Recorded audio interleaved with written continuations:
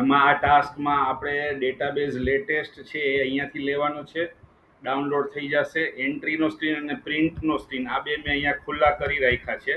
આ એન્ટ્રીનો સ્ક્રીનનું યુઆરએલ છે એ ખોલ્યું ને આ પ્રિન્ટ ખોલી છે, બરાબર છે. હવે ટાસ્કમાં શું લખ્યું છે, ઓનલી ફોર ટેબલ બાર એટલે શું? ટેબલ બાર એટલે ટેબલના પ્રકાર છે અલગ અલગ, regular table, 3KW table, 3W table, 6A table, આ રીતે 12 નંબરના ટેબલનો પ્રકાર, ટેબલ ઇન્ફો, ટેબલ ટાઈપ. એટલે અલ્ટિમેટલી આ પ્રોજેક્ટમાં ટેબલ ઇન્ફો કહે છે. તો 12 નંબર માટે જ આ વસ્તુ ખાલી કરવાની છે. એટલે શું, તો કે આ છે ને એમાં અલગ અલગ અલગ પીએચપી ફાઇલો હશે, એમાં ટેબલ બારની અલગ પીએચપી ફાઇલ હોય.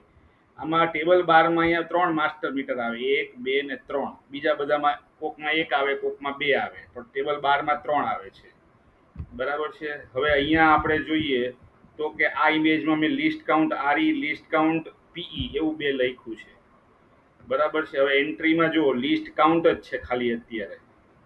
હવે લિસ્ટ કાઉન્ટ અને લિસ્ટ કાઉન્ટ ફોર પ્રિન્ટ એટલે શું, તો જો હવે અહીંયા 0.01 કર્યું ને એનો અર્થ એ કે પોઈન્ટ પછી 2 આંકડા બતાવવાના પ્રિન્ટમાં.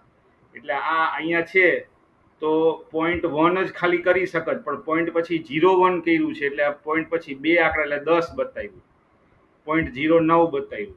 પછી એમાં લિસ્ટ કાઉન્ટ 0.0001 કર્યું હશે એટલે 3 આંકડા ની 4 આંકડા થાય, 3 મીંડા ને એક એકડો. એટલે લિસ્ટ કાઉન્ટનું લોજિક ઓલરેડી ડેવલપ છે, બરાબર છે. કે અહીંયા હું આવી રીતે કરું 3 મીંડા ને એક એકડો એટલે આ થાય, બરાબર છે.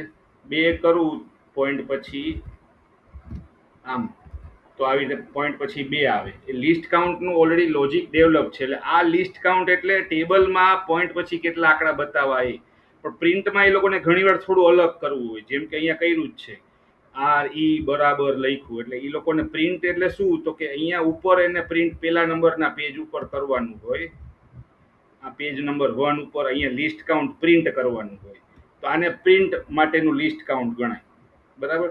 તો આ બંનેના બે બે ભાગ કરવાના છે આ ઇમેજ પ્રમાણે. લિસ્ટ કાઉન્ટનું list count RE, ratio error, list count PE, phase error, એવા 2 ખાના કરવાના છે. અને અહીંયા મેં ઉપર નીચે કર્યું છે, એકચ્યુઅલી જમણી બાજુ જગ્યા નથી એટલે બાકી આપણે સળંગ અહીંયાથી જમણી બાજુ જ કરવાનું છે.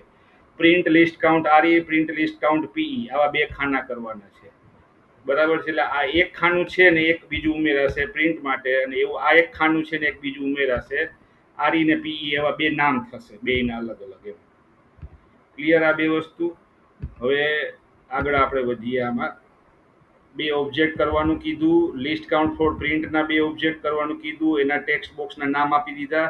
ડિફોલ્ટ રેશિયોના લિસ્ટ કાઉન્ટમાં 0.01 કરવાનું છે, 0.1 કરવાનું છે, અને યુઝર ચેન્જ કરી શકે. આમાં 1 કરવાનું છે અને યુઝર ચેન્જ આમાં, બરાબર. એ રીતે પ્રિન્ટ વાળા જે 2 બનશે એમાં RE વાળામાં 0.1 અને PE વાળામાં 1 એમ ફિલ કરવાનું છે, પછી યુઝર ચેન્જ, બરાબર.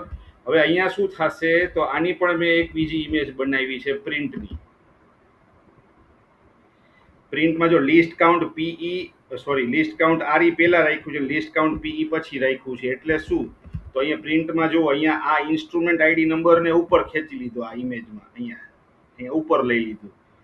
એના પછી લિસ્ટ કાઉન્ટ છે પણ આપણે 2 ભાગ કરવાના છે, એટલે લિસ્ટ કાઉન્ટ RE અને લિસ્ટ કાઉન્ટ PE. REમાં RE ની વેલ્યુ બતાવવાની અને PEમાં PE ની વેલ્યુ બતાવવાની. એટલે આ એ લોકોએ જાતે લખ્યું ને RE ને PE, એવું એ લોકો નહીં લખે. હવે એ લોકો વેલ્યુ જ લખશે, 0.1 અને 1 એમ વેલ્યુ જ લખશે, બરાબર. આ લોકોને 2 રો કરવી છે. કઈ 2 રો? લિસ્ટ કાઉન્ટ RE ને લિસ્ટ કાઉન્ટ PE, બરાબર. હવે આગળ ઇન પ્રિન્ટ ઓફ ટેબલ, આ 2 ઇમેજની મેં URL આપી દીધું છે.